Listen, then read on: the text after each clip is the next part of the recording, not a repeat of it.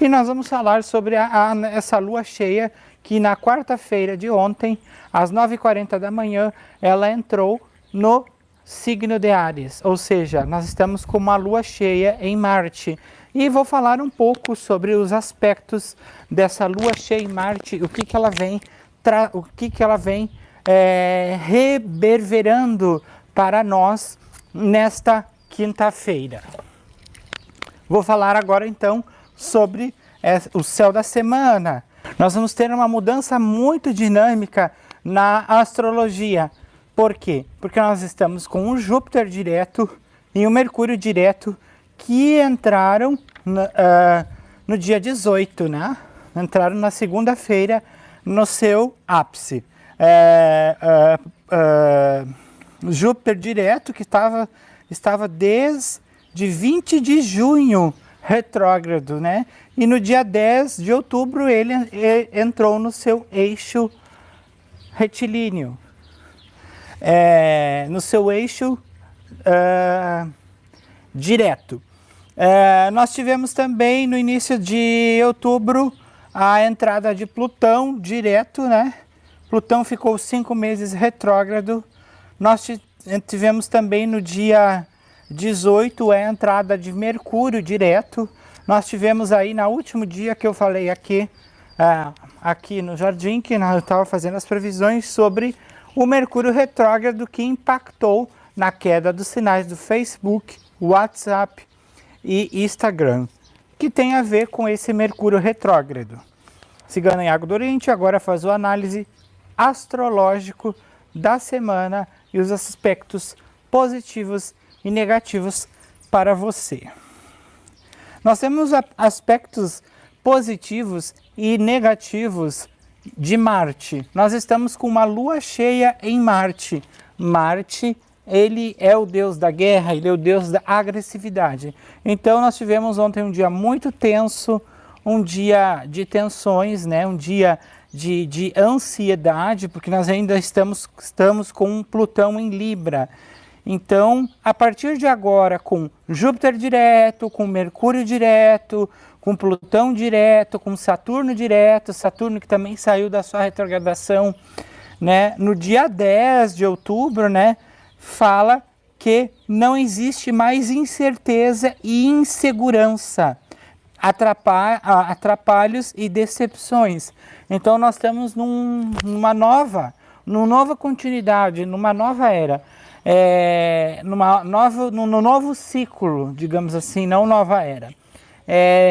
Ontem nós entramos na regência já espiritual dos orixás que regem 2022. Então nós já estamos sentindo essa regência. Meus amigos, estamos com Júpiter direto, com Mercúrio direto, com Plutão direto, com Saturno direto, né? Os planetas estão... Boa noite, Dina Patrocínio de Portugal. Então agora não existe mais incerteza, insegurança com esses planetas estando direto. Então melhora as oportunidades de trabalho, de dinheiro e de comunicação, porque nós estávamos tendo problema de comunicação entre as pessoas. Do dia 17 ao dia 20, né, nós temos um aspecto tenso entre Marte e Plutão, né, que trouxe ansiedade, né, foi o que aconteceu ontem, tá? Um fato interessante é que em Valparaíso, ontem e hoje, os pescadores chilenos atacaram o porto porque o governo chileno, a marinha chilena, né, o departamento de pesca do Chile, né, e a diretoria do porto de Valparaíso prometeu um novo pier, né, aos pescadores chilenos. E aí eles começaram a pôr fogo nos containers lá no porto de Valparaíso. Então foi algo muito sério. Houve ataque, bombardeio de gás lacrimogêneo em pleno Oceano Pacífico. Então é muito interessante. Nós vamos pôr aqui no canal esse vídeo que eu achei super interessante, porque os pescadores, eles protestaram e brigaram nos seus barcos contra a marinha chilena, que havia prometido, ou seja, os pescadores estão sem o seu local de pesca, porque ali onde eles pescavam, em Valparaíso, foi construído um novo terminal portuário. Outro aspecto negativo, tenso, que nós tivemos nessa semana, foi que um deputado inglês foi assassinado, né, por um terrorista. David Amess foi assassinado por um terrorista que está sendo procurado no Reino Unido. Voltou aqui porque uma pessoa infeliz de Florianópolis resolveu ligar na hora que a gente está gravando. Desculpa aí, pessoal. Então, nós podemos ter do dia 20 ao dia 24 tensão em relacionamentos, né, e liderança. Porque nós temos uma quadratura com Capricórnio entrando aí. Nós vamos ter aí um Sol e Lua e também novamente aquela tensão que a gente teve no início do ano de Plutão em Capricórnio, que pode trazer agitação, nervosismo, tensão e tensão política, porque Capricórnio é o signo dos políticos, Câncer e Capricórnio. Então são os signos que serão afetados. Além de Aquário e Touro, que estão com aspectos negativos com Urano, né, que fala em remodelação pessoal. Então nós podemos ter do dia 20 ao dia 24 tensão em relacionamentos, porque Libra é um planeta que rege relacionamentos, é um planeta regido por Vênus, mudanças radicais, limites de situações chatas. Essa lua cheia em Áries, ela está no grau 28, né? E ela traz um pouco de confronto e pressão, né? Porque é Marte em Lua, então nós podemos ter conflitos. E quais os conflitos que nós estamos tendo, pessoal? Nós estamos tendo aí os conflitos de China e Rússia, que estão fazendo provocações militares às bases americanas no Japão. Então, países enviaram navios de guerra ao estreito das ilhas japonesas. E também a erupção do vulcão japonês, que entrou em erupção, o vulcão, o Monte Aso, na ilha de Kyushu, que entrou em erupção hoje com erupções que atingiram 3,5 quilômetros de altitude. Então nós temos tensão aí no Oriente e uma tensão militar que está se fragmentando, né? Nós estamos aí se fragmentando. União Europeia, Estados Unidos e Japão contra a China, Rússia e Afeganistão e Irã. Então a situação ela pode ficar mais tensa nos próximos dias até o final de semana. E houve uma ofensiva militar quando a China enviou fragatas no estreito que divide, né, a Coreia do Sul do Japão. Então, nós temos aí tensões fortíssimas vindo e está se fragmentando aí, está se formando, se formalizando. Eu venho falando isso há muito tempo, né, como analista político para vocês, como International Relations, que está se fragmentando aí uma Segunda Guerra Fria, porque nós temos a OTAN, que teve a NATO, né, mais conhecida como NATO, né, nos Estados Unidos, na União Europeia, que teve um Conselho de Segurança, né, do Tratado do Atlântico Norte, teve reunião hoje para discutir especificamente isso, né, a tensão que está acontecendo ali no mar na China e da Coreia do Sul, do Japão com a China e a Rússia. Então nós estamos vendo aí se formar uma aliança entre China, Rússia, Afeganistão, Irã e países do Oriente Médio contra Estados Unidos e a União Europeia. Então essa tensão ela vai aumentar. Então nós podemos ter também no Brasil, vai cair sim esse passaporte aí.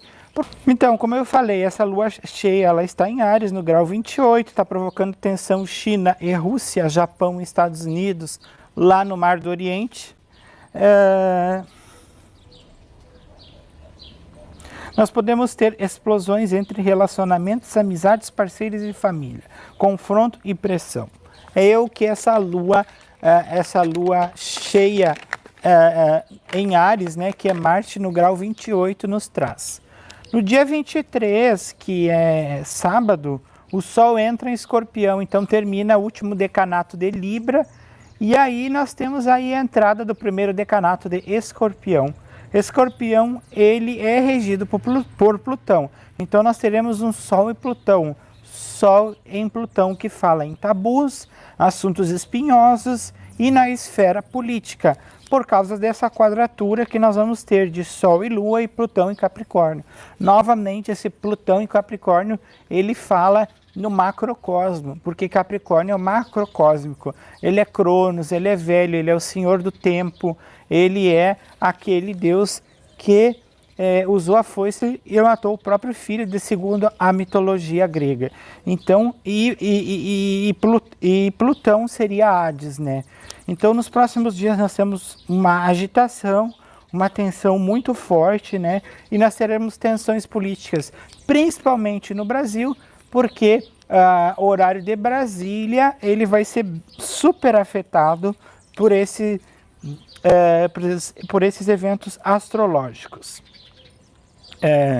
Um fato importante, falando em tensão política, é que as eleições de Santa Catarina, elas estão enfrentando aí uma incerteza, porque Daniela Rainer, vice-governadora de Santa Catarina, em nenhum momento pensou em se candidatar a governadora.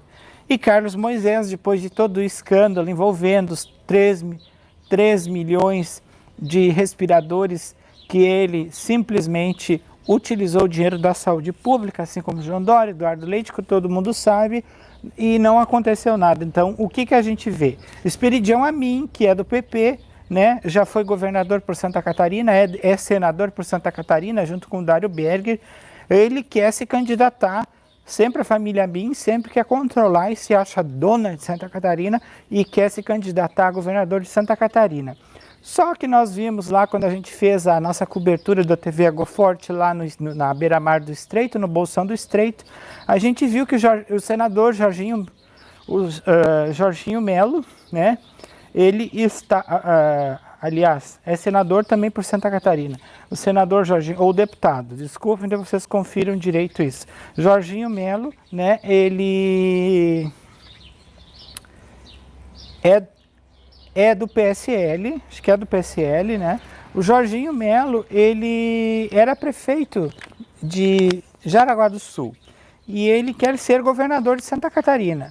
Só que aí fica essa tensão, porque pelo que eu já falei para vocês se lembram que eu falei que o presidente Bolsonaro vai para o PP, porque se ele for para o PTB ele perde as eleições. Nós temos tensões que Jorginho Melo está em conflito com Esperidião Amin para concorrer ao cargo do governo de Santa Catarina. E nós temos um aspecto que eu acho improvável, impossível, de Carlos Moisés se reeleger, porque o índice de rejeição, depois de tudo que ele fez, chegou a mais de 70%. Os industriais, os empresários de Santa Catarina não vão apoiar o bombeiro Carlos Moisés, que, se concorrer, deve perder. E nós temos, então, também a possibilidade do prefeito de Florianópolis, Jean Loureiro, se candidatar a governador de Santa Catarina, porque ele fez uma visita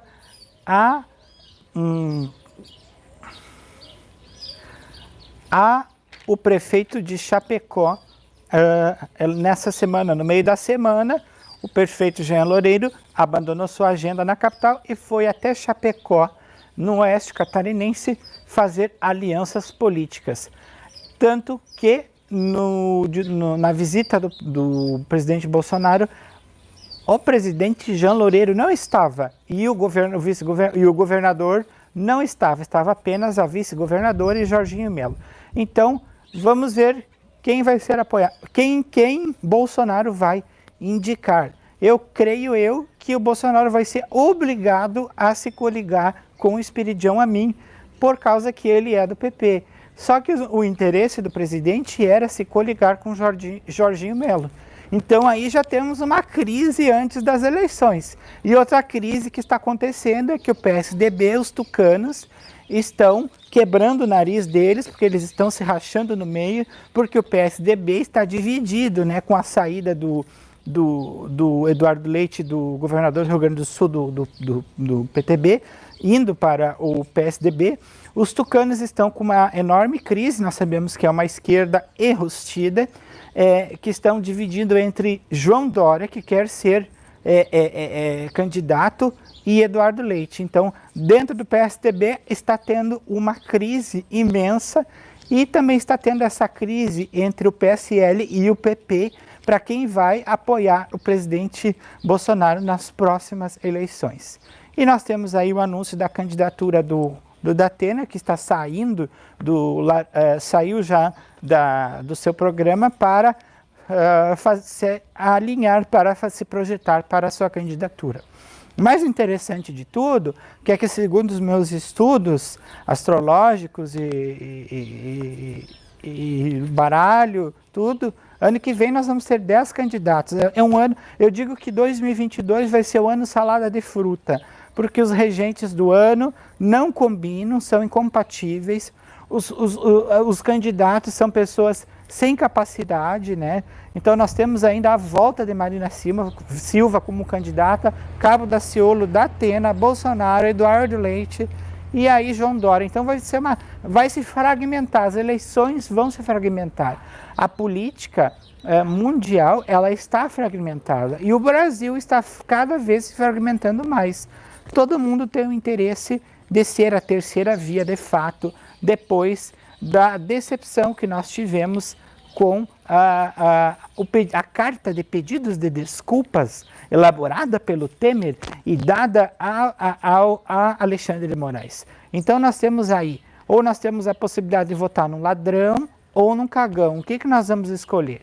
Então tá bem difícil, né, as eleições do ano que vem, mas eu já falei que se pelo PP, Jair Messias Bolsonaro ganha com 38% no segundo turno, contra Eduardo Leite com 27%. O que garante Eduardo Leite seja candidato nas eleições? Money, dinheiro, porque ele é financiado por um dos maiores empresários do Brasil, que é dono da rede Shopping Iguatemi, é deputado, né? O filho dele, né? O Tasso Gereissati, né? Que é o grande sugar daddy de Eduardo Leite. Então, nós podemos ter aí sim a candidatura dele. Eu acho que ele é muito jovem, ele passou de prefeito a governador, ele tem muito o que aprender sobre política e ele está querendo se posicionar. Na verdade, ele é um fantoche da esquerda juntamente com junto com o seu apoiador, que quem financiou toda a campanha do Eduardo Leite foi Tasso Gereissati. Isso não é novidade para ninguém. E todas as declarações de vida pessoal, sobre sexualidade que ele fez, não era novidade para ninguém, porque eu morava, né, próximo ao Palácio Piratini e o comentário sempre foi esse. Agora, é muito estranho, muito enfadonho que Daniela Rainer, sendo produtora rural, ex-policial militar por Santa Catarina, não querer se candidatar ao governo porque existe aí algo meio estranho, né? Porque Daniela Rainer, ela tem capacidade para concorrer e ela tem voto para isso acontecer, e não Jorginho Melo. Então eles preferem botar dois senadores a concorrer por Santa Catarina do que botar uma vice-governadora. Eu já colocaria Daniela Rainer, né? Só que essa situação está bem complicada, parece que eles têm acordos ocultos entre eles, mas o desenrolar disso vai ser uma palhaçada, porque vocês vão assistir de camarote. E o PSDB vai se rachar no meio e vai acabar se coligando com o PP no final das eleições em outubro do ano que vem. Veremos isso e vamos assistir de camarote.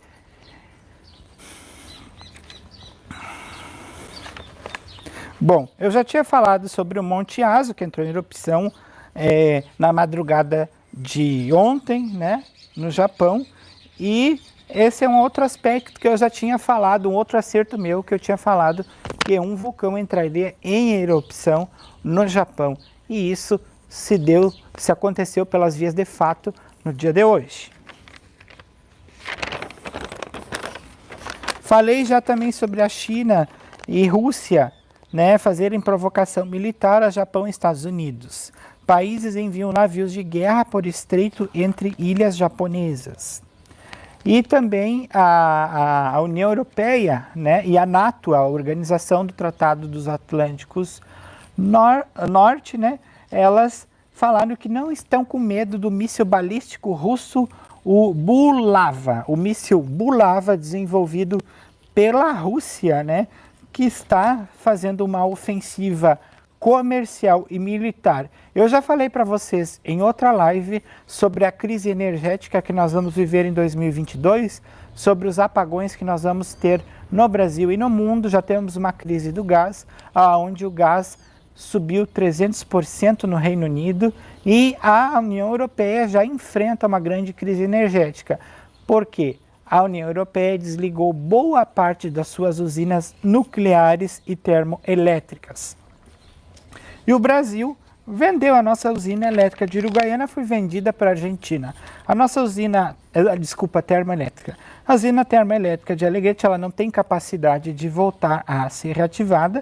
Segundo um engenheiro da Eletrosul, que me passou algumas fontes, ela não tem capacidade de ser reativada por causa que a sua estrutura, né, tecnológica está defasada. E então a região aqui vem investindo em parque eólico e usina solar. Até mesmo no estado de São Paulo, que enfrenta uma das suas maiores secas, né? A cidade de São Paulo está com as suas represas abaixo do nível do normal. Nós temos aí São Paulo, né? As pessoas investindo em placa solar. É uma alternativa. E o preço da luz ele aumentou, né, cerca de 40% em agosto. Então nós tivemos um aumento da energia elétrica e no verão as contas, se preparem que as contas com o calor que vai fazer podem subir mais ainda. Vocês vão se surpreender com o preço da energia elétrica. Nós já sabemos que há uma crise e desabastecimento no Reino Unido. Uma crise e desabastecimento que vai atingir o Brasil ano que vem e já está atingindo, né? E o preço do combustível que só sobe. Então, essa é uma crítica que nós temos a fazer a Paulo Guedes, que está sendo investigado nos Pandora Papers, que investiu nas Ilhas Virgens Britânicas, que é um paraíso fiscal. Como que o ministro da Economia de um país, e teve mais de 5 países, investiu num paraíso fiscal. Mesma coisa que eu digo a cantora Shakira, que também está na lista dos 315 mil investidores nas ilhas, em um banco nas Ilhas Virgens Britânicas.